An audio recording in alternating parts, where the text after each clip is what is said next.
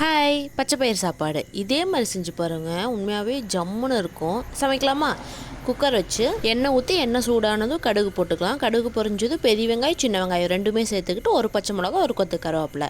வணங்கினதுக்கப்புறம் 3 medium size தக்காளி இல்லைன்னா 2 பெரிய சைஸ் தக்காளி சேர்த்துக்கலாம். உப்பு மஞ்சத்தூள் சேர்த்து நல்லா வணக்கி விட்டுட்டு இந்த சைடு மிக்ஸி ஜாரில் 10லேருந்து 15 பல் பூண்டு, ஒரு வரமிளகா, கொஞ்சோண்டு கருவேப்பிலை, 1/4 ஸ்பூன் சீரகம், 1/4 ஸ்பூன் மிளகு இது எல்லாத்தையும் நம்ம தண்ணி விடாமல் அரைச்சி எடுத்துக்கலாம்.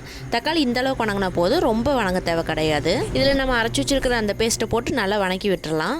நான் பச்சை பயிர் ஓவர் நைட் ஊற வச்சு எடுத்துக்கிட்டேன். நீங்கள் அப்போதைக்கு செய்கிறீங்கன்னா அட்லீஸ்ட் 1 இல்லை 2 விசிலாவது விட்டு எடுத்து வைங்க. அப்போ தான் பச்சை பயிர் வேகும். பச்சை பயிர் போட்டு ஒரு கிளறிட்டு நம்ம ஊற வச்சுருக்கிற அரிசி எடுத்து சேர்த்துடலாம். தேவையான அளவுக்கு தண்ணி ஊற்றிடலாம். நான் இதில் எந்த மசாலாவும் ஆட் பண்ணல. இல்லை நீங்கள் ஆட் பண்ணணும்னு நினச்சிங்கன்னா 1 ஸ்பூன் அளவுக்கு மட்டும் சாம்பார் தூள் ஆட் பண்ணுங்கள். வேறு எந்த மசாலாவும் ஆட் பண்ண வேண்டாம்.